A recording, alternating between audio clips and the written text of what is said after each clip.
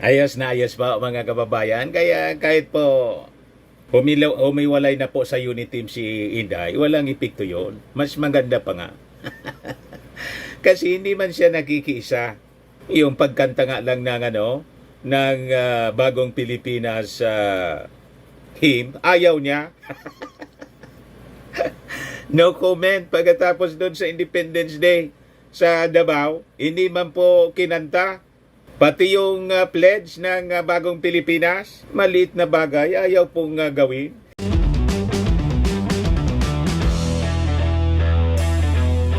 Yung mga minions po ni Maudigs, hanap ng hanap sa ating Pangulong Bongbong Marcos kung nasa na daw ang Pangulo.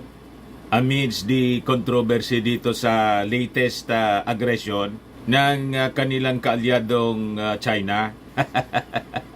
Yung ating Pangulo po, kahit pinipirwisyo tayo ng China po, tutok na tutok lang po sa trabaho para sa pagpaunlad ng ating ekonomiya, ng ating bansa. Ito yung ating Pangulo, kasama mga kababayan si Manny Pangilinan, nag-ground breaking po ng Cavitex, Calax Road, Calax Road Link.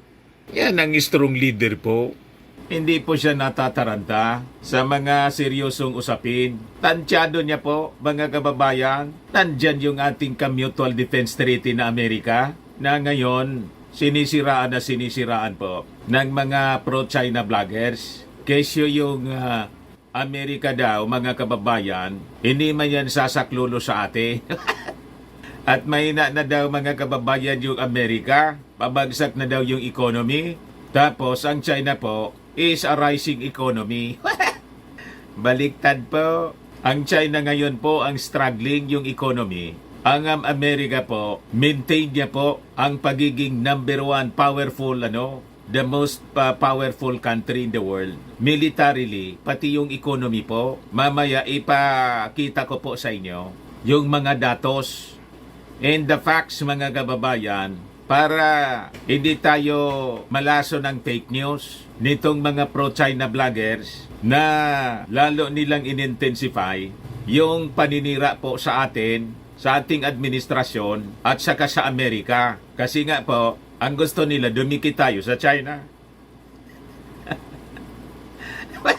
Hindi man po tayo pwedeng dumikit sa China. Unang-una po mga kababayan, yung ideology ng China, hindi po kapariyo sa atin. Communist sila po, communist ideology. Tayo po democratic and pattern tayo mga kababayan sa Amerika. Democracy po tayo. Sa China po, walang freedom of speech. Kontrolado doon mga kababayan. Ang media, itong mga DDS vloggers, kung nasa China sila, siguradong hindi sila pwedeng magsalita. Pag hindi po kalinya ng agenda po ng China, yung sinasabi nilang freedom of expression na sinisikil dito. Paano sinisikil po? Libre silang magmura. Di ba yun ang ginagawa nila? Araw-araw minumura yung ating Pangulong Bongbong Marcos at sinisiraan. hindi pa makontento. Try ninyong gawin yan doon kay Xi Jinping. Try ninyo sa China. Kung baga, abutin ninyo. Tama po? Pero sa Amerika po, tulad dito sa atin, kaya nga yung isang vlogger po na Siging Panira, buwilo siya kasi nakabase sa Amerika. Ano ba? May freedom of expression. Nasa inauguration po yung ating Pangulong Bongbong Marcos. So ito yung coverage ng RTVM. Inauguration of Cavitex C5 Link Sucat Interchange and groundbreaking of Cavitex C-Link Segment 3B. Tuloy-tuloy po yung pagpapaunlad ng ating Pangulong Bongbong Marcos sa ating economy. Yan nga po siya. Hanap kayo ng hanap sa kanya. Marcos sees Mega World's grand website hotel contributing to tourism boom. Busy po ang ating Pangulong Bongbong Marcos sa pagtulong sa pagpaunlad ng mga negosyo, turismo, para mag-create po ng job opportunity sa ating mga kababayan. Yung mga sinasabi po ng mga DDS vloggers na nagsisipag-alisa na po yung mga negosyante daw kasi may threat ng gira dito sa West Philippine Sea. Walang katotohanan po, hindi nagsisipag-alisan. Interesado po sila dito kasi protected tayo, mga kababayan ng ating mga powerful allies. Japan, Australia, South Korea, naniniwala sa atin. America, European countries. Ito yung mga kaalyado natin po, mga kababayan. Walang katotohanan po na babagsak daw yung economy ng ating bansa kasi walang interesadong magnegosyo. Ang nag-aalisan po, yun mga investors po sa China, kaya yung Chinese economy is collapsing. Struggling po. Mamaya ibigay ko sa inyo yung kwento. Ito pa, prices seen dropping 7 pesos per kilo amid lower tariffs. Bababa na po yung presyo ng bigas. Lalo yan, Mr. Maravillas, magagalit yung mga DDS. Kasi ang gusto nila, yung bigas mataas lang para may panira sila sa ating Pangulo. Yun ang gusto nila, hindi magtagumpay yung ating Pangulo para may issue sila. At nang si Inday po na umalis na sa unity ay may magamit na justification na itulak nila sa pagkapangulo. Iluklok na po kahit 2028 pa eleksyon. Hindi na makapaghintay. Sige po ang warning nila. Malapit na niya. Malapit na. 4 years pa kayong iiyak. And after 4 years, malamang si Inday po talo. Nagsipag, layas na po yung mga kaalyado niyang politiko. Inabando na po si Inday. Si Bongo nga po, mga kababayan, inaway na ni Basti. Kasi pati si Basti po dumidistansya, hoping na sa pagdistansya niya sa mga Duterte, yung mga Marcos loyalist po, makukuha niya yung support for the midterm elections. Nakadesisyon na po yung mga Marcos loyalists na lahat ng pro-China, lahat ng dikit mga kababayan, kay Maudigs, kahit dumistansya pa, hindi na nila iboboto. Hindi na sila pauoto pa, mga kababayan. Baga nga po si Senator Amy Marcos, masama sa madamay. You see? Ito yung sitwasyon ng economy ng China. Why China's economy is about to collapse. Ayan, ibigay ko sa inyo the top 10 largest economies in the world. In the top most powerful countries in the world by military strength in 2024. Para alam ninyo kung tama ba na luminya tayo po sa Amerika. Kasi ang linya ng propaganda po ng mga pro-China, dapat sa China tayo kasi yung China po ang papalit na sa Amerika as superpower. Malayo pa po, baka hindi na po mangyari ang pangarap ng China. Kahit nga po sa prophecy po, sa ultimate conflict po, the final conflict in the world, the Battle of Armageddon, nasusulat po sa Bible. The kings of the East, referring to China. Nasa prophecy po ang China. Talo po sa Battle of Armageddon. Tinalo po ng Israel. Kahit yung Russia po, huwag kayong matakot sa Russia. Talo po sa Battle of Armageddon. Sa prophecy, hindi magkakamali po ang Bible. Lahat ng nangyari sa mundo, past, present, and future, na susulat po, itong mga pro-China po, mga DDS vloggers po, hindi man sila nagbabasa ng Bible. O kung may nagbabasa, mali yung kanilang pagkaintindi kasi ang paniwala nila sa may-ari ng universe, si Pacquiao. Hindi nga na-protect ni Pacquiao, takot nga sa warrant of arrest. Naniwala kayo? Tama po. Ang dali ninyong maloko kasi mali yung pagkaintindi ninyo. Pati sa Bible, mali yung pagkaintindi ninyo. But before ko mga kababayan ibigay sa inyo yung full story, click subscribe muna dito sa ating YouTube channel and hit the notification bell para lagi po kayong updated sa mga kaganapan dito sa ating bansa. like and share na rin po ninyo ng ating video at huwag na rin po ninyo na skip yung ating mga commercial ads para tuloy-tuloy lang ang pag-unlad ng bagong Pilipinas. Sa mga naghanap po ng malinis and spacious fitness gym, pumunta lang po kayo sa aming Colossal Fitness Gym. We also offer Grab Car Rental with our brand new 2023 model ng Toyota Innova. We also accept booking for those who are planning to travel via PAL, Cebu Pacific, and other airline companies, local and international, and bills payment for Meralco bills, PLDT, Aleco bills, etc. Ang Colossal Fitness Gym is located at third floor, Security Bank Building, Lanco Business Park, Legazpi City, Albay. For inquiries, look for Gilon Maravillas. Contact number 0966802949. Yan po yung aming Innova. Lagi na pong matao sa amin.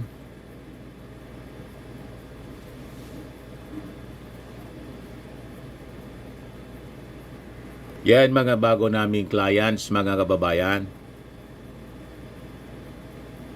Napaka-colorful, napakalinis at napakaganda ng aming gym po.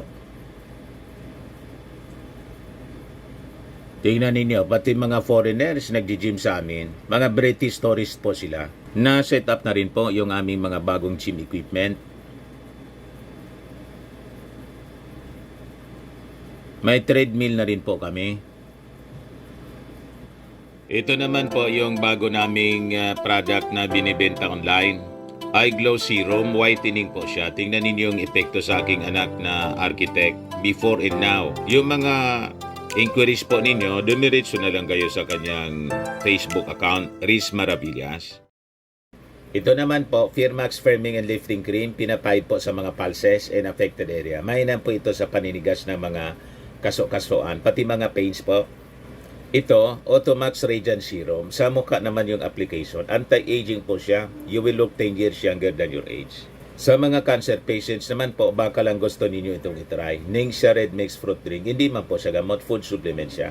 Kaya lang, gawa siya mga kababayan sa goji berry. Yung goji berry may anti-cancer properties. O yung mga inquiries ninyo, mga kababayan, dumiretso na lang kayo sa aming messenger sa Facebook para masagot namin agad. Ayos pa? Ayos na Mr. Maravillas. O, balikan natin yung ating mga kwento. Yung mga naghahanap sa ating Pangulong Bongbong Marcos. Busy po siya. Pero nakabantay siya mga kababayan.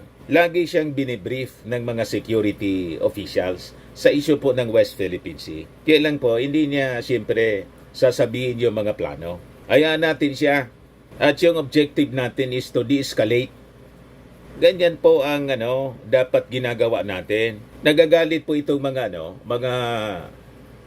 DDS vloggers, yung mga pro-China po, kasi nababasag yung kanilang mga propaganda na ang gusto nilang paniwalaan natin, kinakaladkad natin yung Pilipinas sa gira. Walang ganun po. Dinide-escalate nga po, de-escalate yung tensyon sa West Philippine Sea. Kaya nga po, hindi pa tayo mag-i-invoke ng Mutual Defense Treaty. So that's the statement ng Palasyo Malacanang. Para hindi na po lumala. And we are open all the time sa dialogue po. Pero hindi maaari na sa dialogue po, ang magdikta po ang China. Ganon. Dapat, ngayong gusto nilang mangyari lang, yun ang susundin natin. Pag ganyan po, talo tayo. Tama? Hindi yun nahayaan ng ating Pangulong Bongbong Marcos. Yun po ang rason kung bakit luminya tayo sa ating Mutual Defense Treaty and our allies. At yung objective natin, dalhin natin ito sa International Court. Kasi nandun tayo po sa pag-observe ng law and order. Hindi pwedeng brasuhan po. At yung ating mga kaalyado po, hindi po magpapabraso. Kasi pag nangyari yon, pati sila apektado po. Pag isinara ng China po itong South China Sea, daanan siya ng kalakal ng mundo eh. Yan ang rason mga kababayan kung bakit sila sumusuporta sa ating pinaglalaban. At dapat po matuwa tayo. Kaya ang style ng propaganda po ng mga pro-China, ginagamit daw tayo ng Amerika sa kanyang gira sa China. Walang ganun po. Kumbaga, pumutok ang gira po. Kung desidido yung China, laban natin po ito. At yung Amerika and our allies, kung susuporta sa atin, tama lang na mga kababayan na sumuporta sa atin kasi pati sila apektado. Ganyan po ang tama na, na pag-iisip. Kasi yan po ang katotohanan. Na ang China po, gustong kamkamin po ang hindi sa kanila. Pag hinayaan natin sila, wala nang makakapigil sa kanila mga kababayan para lamunin tayo. Sayang lang po ng sakripisyo ng buhay ng ating mga noble heroes pag ganon. So unahin ko muna mga kababayan ibigay sa inyo kung nasaan yung ating Pangulo. Kasi hinahanap po nila, hindi man po nagpapabanjing-banjing yung ating Pangulo. Very busy siya po. Kasama niya si Manny Pangilinan po sa groundbreaking ng Cavitex. Yan po siya. Bilyonaryo Manuel Pangilinan joined President Ferdinand Marcos Jr. in Cavite Friday, June 21 in kicking off the construction of a connector road linking to major expressways. So napakaganda po ng future ng ating bansa, lalo na dito sa Luzon po. Magiging overflowing po ang investments. Kaya nire-ready po ito kasi di ba na-discuss ko na sa inyo yung napag-usapan doon sa pagbisita ng ating Pangulong Bongbong Marcos sa Amerika with American businessmen. Yung Luzon Economic Corridor po, ito po yung mga infrastructure na inihanda ng ating Pangulong Bongbong Marcos. It will become an engine of growth and development po sa ating bansa. Kaya todo-todo ang trabaho ng ating Pangulong Bongbong Marcos po. Nagagalit po yung mga pro-China kasi dati, nung panahon ni Mao Diggs, ang nagpifiesta po sa mga kontrata, mga negosyo po, mga Chinese. Kaya sinisiraan yung Amerika po. Kasi yung Amerika, Japan, Australia, sila na yung mga magiging kapartner natin. Pati mga European businessmen. Kaya scare tactics po ang ginagawa nila. Fearmongering, wala niya napupunta ng mga negosyante kasi may brewing conflict dito sa West Philippine Sea.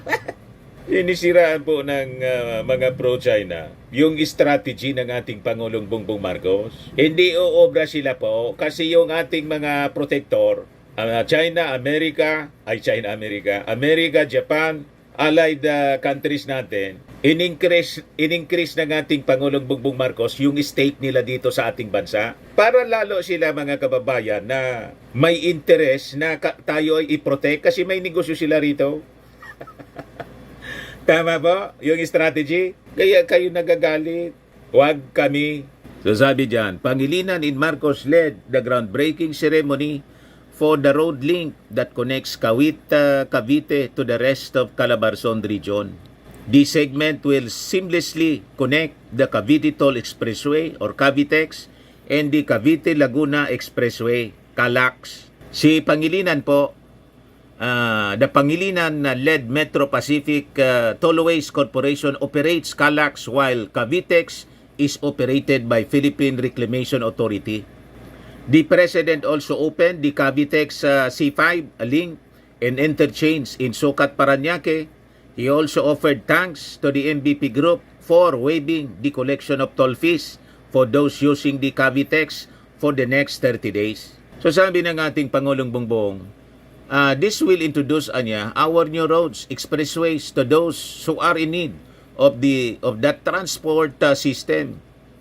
Marcos Jr. said, so we welcome this call and thank the PRA for its initiative to help mitigate the impact of rising fuel costs to our motorists.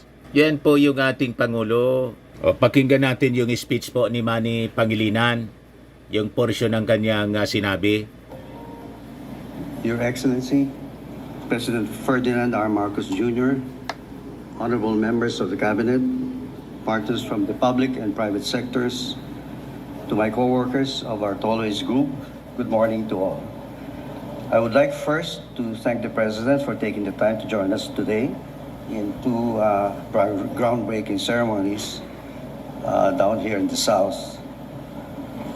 Now, we all know that an extensive public road systems offer enormous economic benefits and convenience to our people, decongesting traffic volume, reducing travel time, and spreading the population density out of our cities. Laking tulong Not po to sa mention problema happier sa trapiko citizens with traffic sa Manila, work in the Metro village. Manila.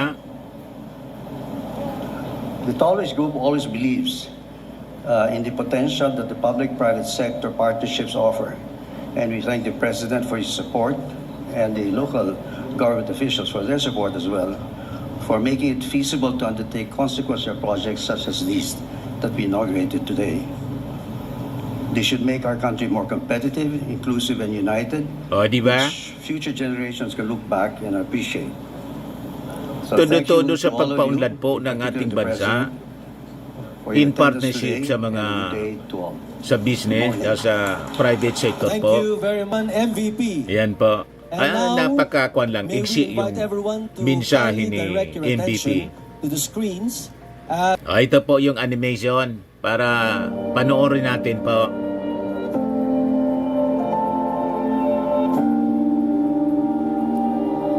Napakagandang project mga kababayan. Wow! The best!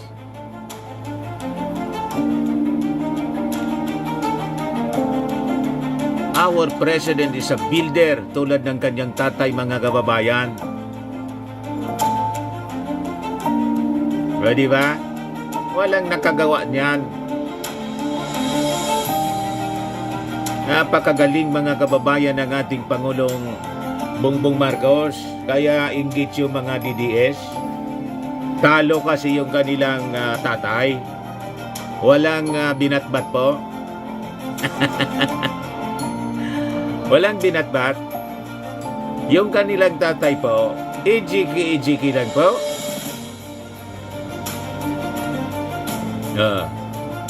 Tapos may kaso sa ICC. Sinisisi yung ating Pangulong Bongbong, sila yung may gawa. Di ba? Napakaganda. Mga kababayan, o Paranaque. Beautiful.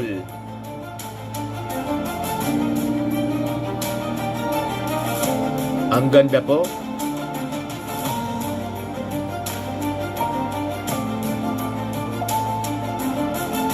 So tuloy-tuloy ang pag-unlad ng ating bansa, mga kababayan. Napilit sinisira ng mga DDS.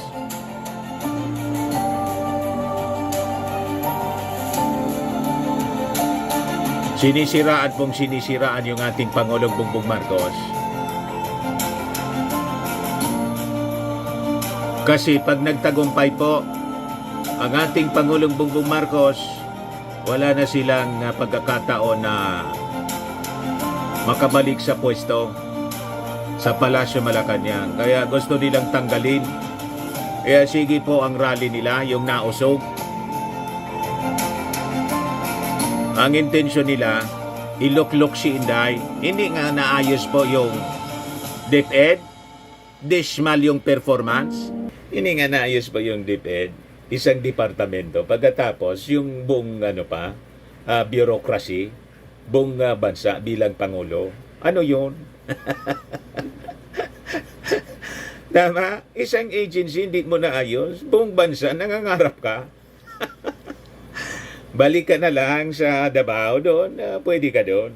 Pero sa buong Pilipinas, pinasubo lang ng tatay niya, mga kababayan, ang buong Pilipinas sa...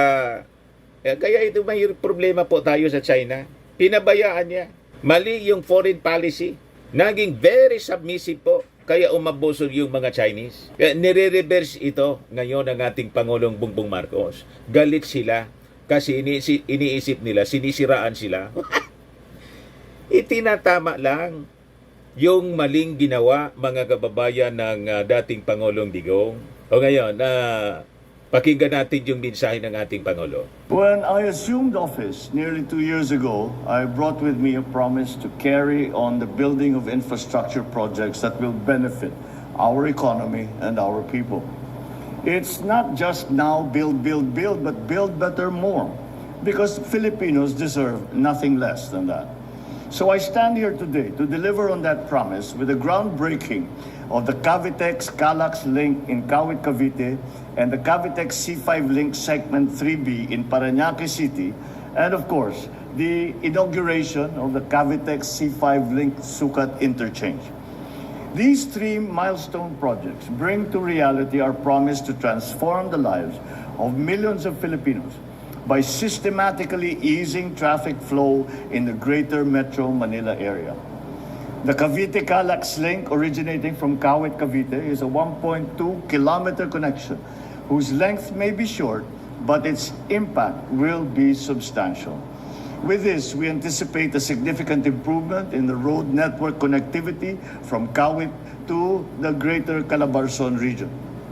By establishing a direct connection to Calax, we also ease the traffic congestion at the busy intersection of Tirona Highway and Centennial Road.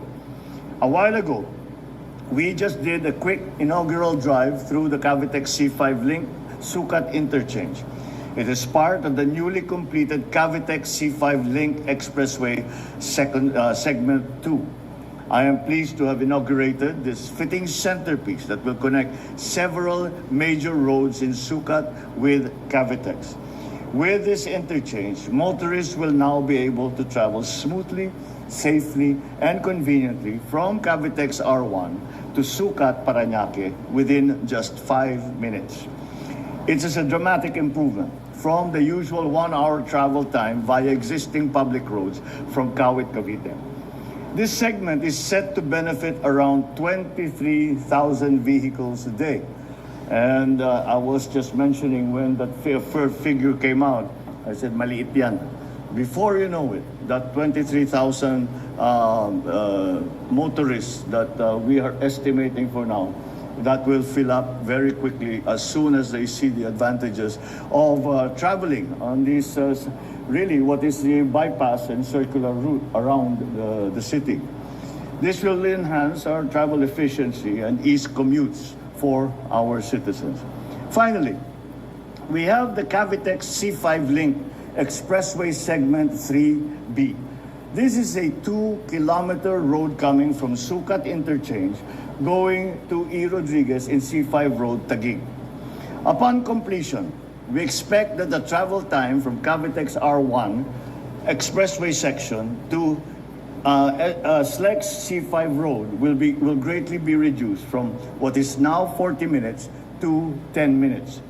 But Grabing pakinabang po, mga kababayan. Very rough figures. We have to put into that. You have to impute into that formulation. Unti-unti nang the nasosolusyonan delays yung problema that, po sa because traffic of congestion going sa into Metro Manila. What are referred to sometimes as the surface roads that go into the city. Into Metro Galing-galing Manila. po ni PBBM. Nakaiwas tayo doon, napakalaking bagay. And I think that, again, our estimates, although already optimistic, I think will very quickly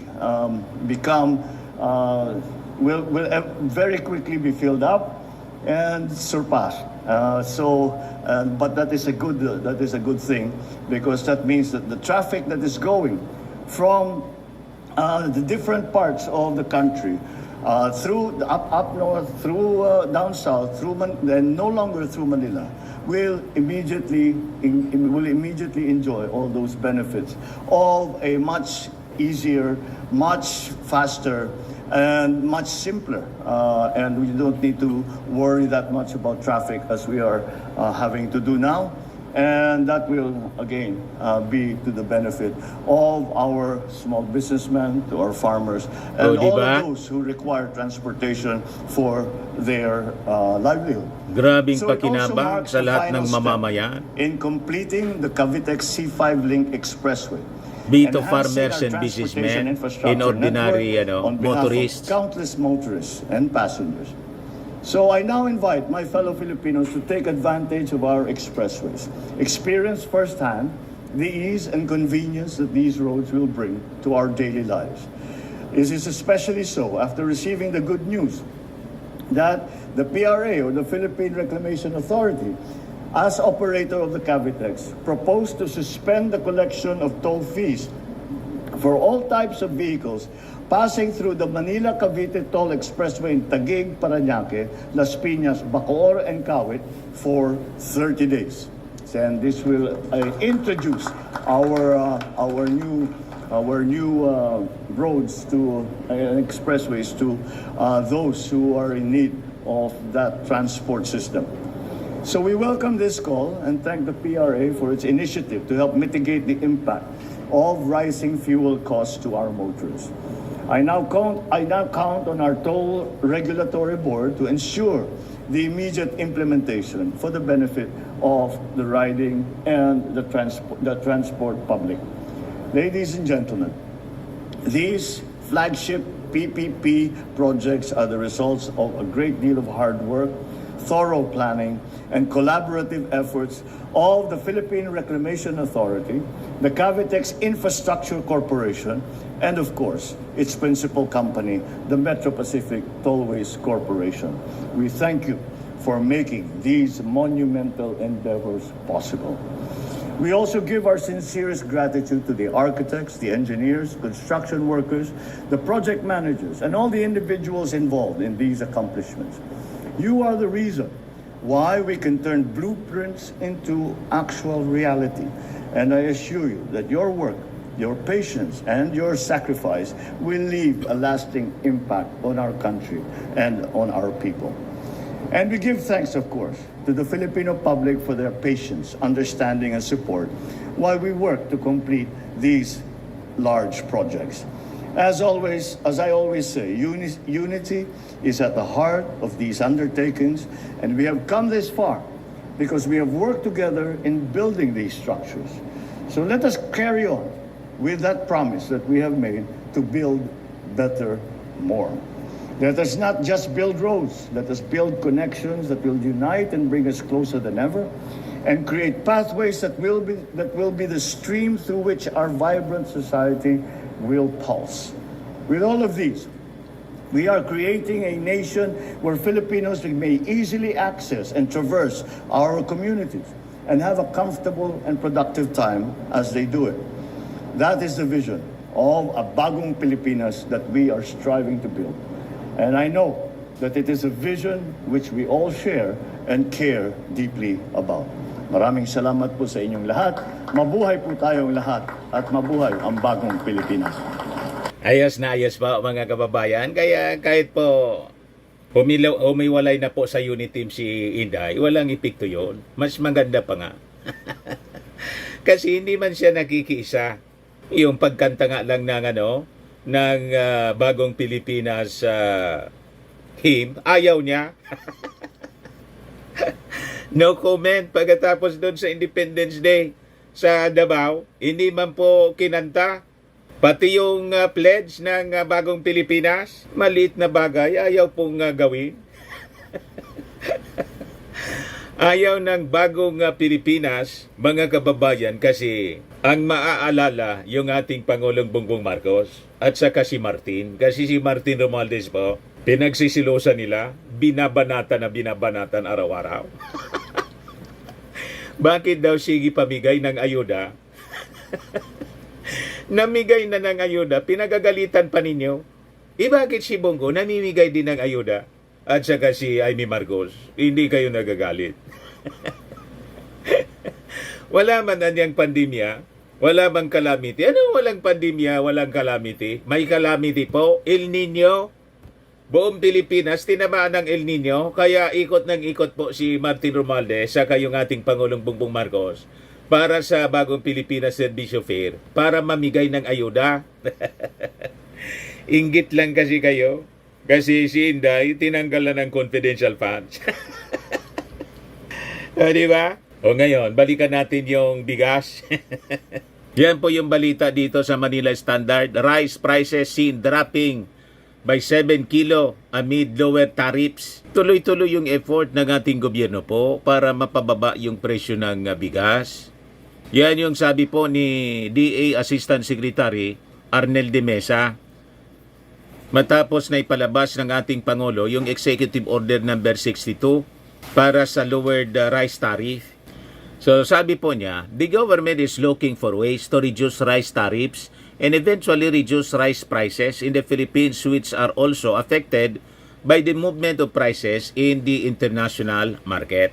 Ayos pa? O ngayon, sa isyu mga kababayan, na yung China daw po, dapat dumikit tayo. Yan ang narrative ng mga pro-China. Kasi yung China is rising, America is, going bankrupt. Baliktad po, yung China po yung pabankrupt. Kasi naglayasan na po sa kanila yung mga investors. Dahil po sa agresyon na ginagawa ng China, na turn off sa kanila yung mga bansa sa buong mundo. Kasi yung mga bansa, gusto nila yung bansa na may civility. Hindi yung dinadala po yung problema sa pagsiga-siga. Hindi po. International order ang gusto po ng mga bansa sa buong mundo. Hindi yung barbaric tulad ng ginawa sa atin po doon sa Ayungin, yung latest aggression na ginawa nila. That is barbaric. O yan yung sitwasyon ngayon ng China. Why China's economy is about to collapse. It is a documentary mga kababayan by Aaron Watson. Pakinggan natin po. Kasi kuha naman po siya, naintindihan naman kahit English po siya. Yung pag-English po niya, naintindihan po. China has ascended to the world's second largest economy through the greatest 40-year run in economic. China's GDP grew by more Yan po than siya. 9% per from 1980 to 2019. And during that time, more than 800 million people were lifted out of extreme poverty. But the good times may be coming to an end. The capital that funded Patapos China's na po. growth is drying up. The energy that powered its manufacturing is Pa-collapse. getting more expensive. And the unfettered growth of its real estate market has hit a brick wall. Kita China's ninyo? economy faces the most ominous challenges since the Great Leap Forward that resulted in Hindi totoo po na China is rising. China is falling.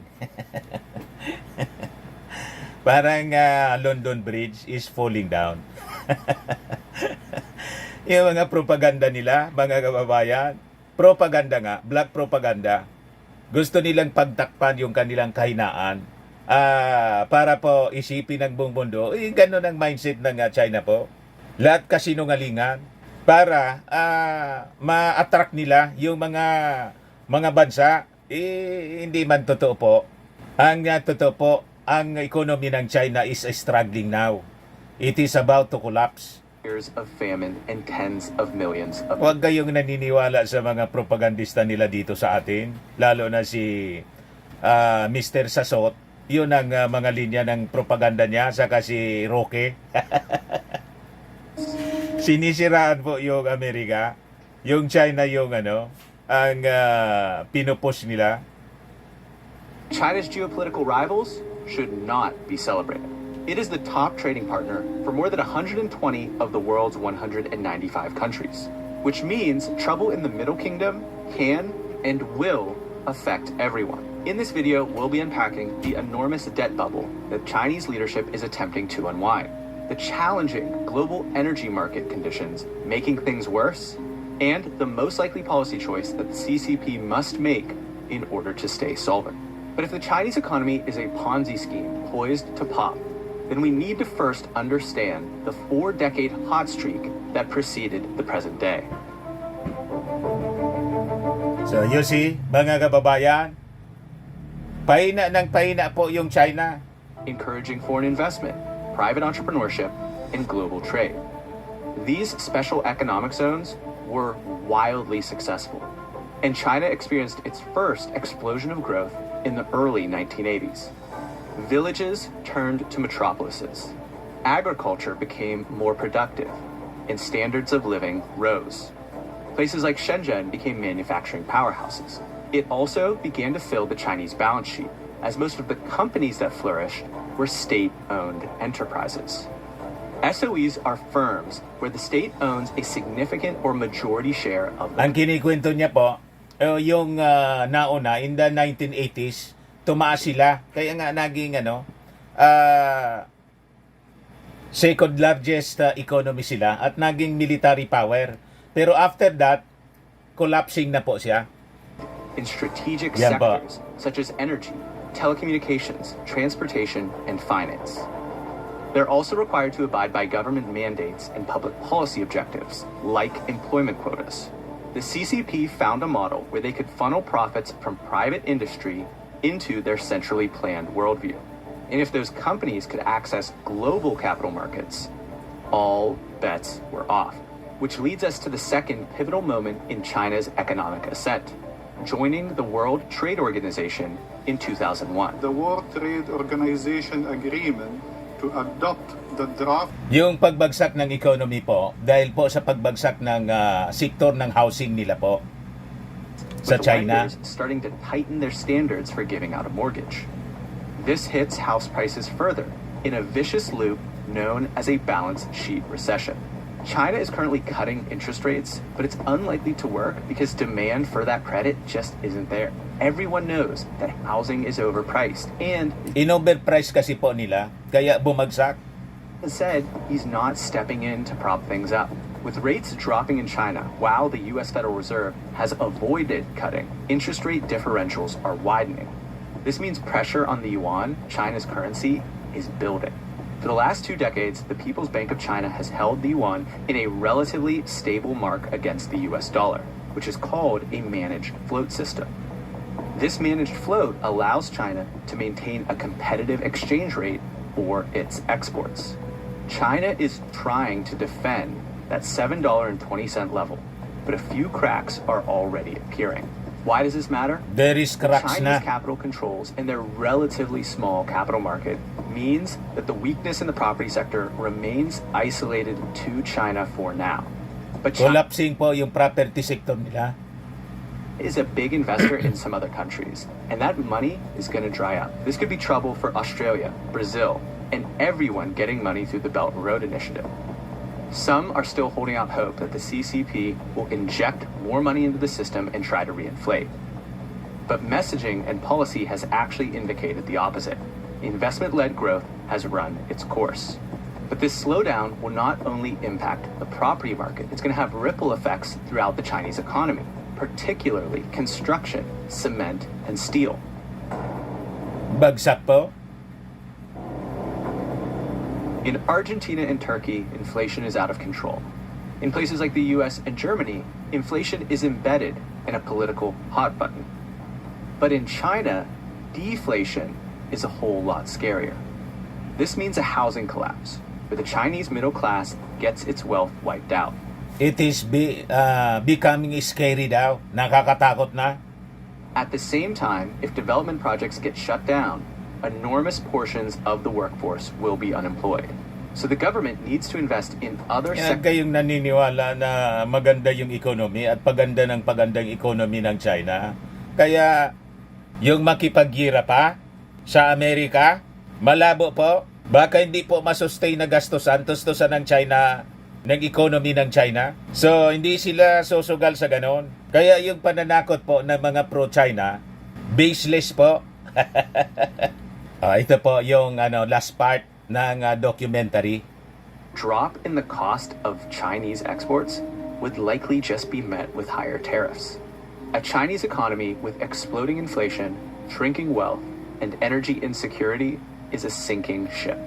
If they choose Sinking ship po ang China.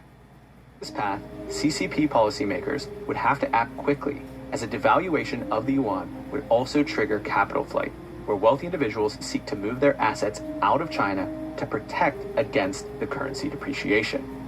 A rapid bail-in to save the banks, devalue the yuan, and peg to gold could eventually restore confidence. But in the interim, global financial markets would face extreme volatility. Germany, Australia, and Brazil would be hit particularly hard by such a shock. We will be monitoring the situation closely on this channel, and you can expect additional updates as things progress. So, 2 weeks pa lang po ito na documentary ni Aaron Watson na nagsasabi yung economy ng China is falling down. It is collapsing. Kaya hindi po totoo yung mga propaganda ng mga pro-China vloggers dito. Lalo man na po ni Harimau na dapat daw dumikit tayo sa China kasi yung China ngayon ang siging yaman.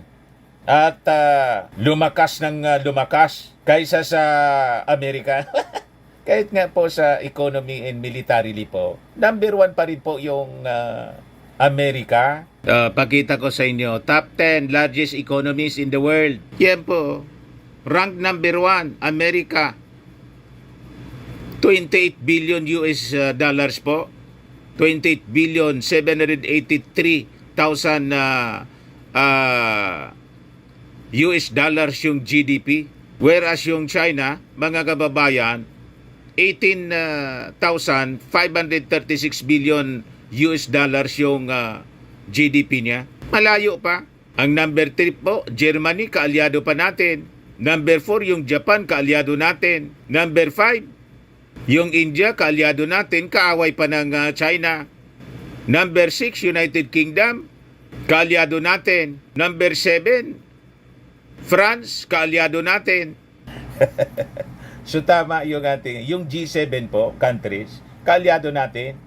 So tama lang yung alliance natin. We allied with the rich and powerful countries in the world. Nakaaway din ng China. Kasi po, sila communist, tayo, democracy. Aligned yung ating ideology with America and allies. Tama po? At yung China, kaaway ng Israel. Yung Amerika, protector ng Israel. Ano man niya, Mr. Maravillas, ang relasyon niya. Ang sino man daw na mag-bless sa Israel will be blessed. Yung China, kaaway ng Israel, kaya hindi siya i-bless. Talo po ng Israel sa Battle of Armageddon based sa prophecy. Pati Russia. Talo. Sino pa yung sunod? Brazil. Di ibigay na sa kanila yung Brazil. Pero barkada din natin yung Brazil. Italy, kaalyado natin. Tapos Canada, kaalyado natin. Lahat siya demokrasi. Parihas yung ideology with us. So tama po ang tinatahak na landas ng ating Pangulong Bongbong Marcos. Sa military power naman po, number 1 ang Amerika. Number 2, Russia. Number 3 lang yung China. Number 4, India, kaalyado natin. Number 5 po, yung South Korea, kaalyado natin. Number 6, United Kingdom, kaalyado natin. Number 7, Japan, kaalyado pa rin natin. Number 8, ibigay na natin sa kanila. Pero nag-order nga tayo sa Turkey po ng ng helicopter. Number 9, Pakistan. Number 10, Italy. Yan sabi dyan, the United States holds the top position globally, boasting the most potent military force. According to Global Firepower, it has a power index of 0.072, demonstrating unparalleled capabilities in defense, technologies in armed forces, with a total of 2,127,500 military personnel in the most significant defense expenditure. The U.S. military's storied history and unwavering commitment to defense in cutting-edge technology make it a formidable force. Number 2 yung Russia. So tama po itong Mutual Defense Treaty natin. Tapos yung mga EDCA sites na dapat dagdagan pa nga natin. Ang intensyon ng mga pro-China rito, siraan yung Amerika at gusto nilang ipatanggal yung mga EDCA sites. That is the agenda ng China para madali yung paglusob nila, yung pag-invade nila sa atin. Kaya galit na galit po sila. Si Digong po ayaw ng EDCA sites. Puppet kasi po ng China. So ang sinasabi po nila, magiging magnet lang. Nung nandito yung US military bases po, Subic, pagkatapos yung Clark, hindi nag-intensyon, hindi umabanti yung China kasi nandun yung Amerika, mga kababayan, nang palayasin po ng mga senador, hindi na rin ninyo kasi nalason po ng mga propagandista na funded pala ng China. Ayun, ito na tayo po. Umabanti sila. Sila yung nag-establish ng military base dito sa Spratlys. Huwag nang pauuto po. Tama? Ayan man lang po, mga kababayan. Ako po si Dante Maravillas. Bye-bye. God bless.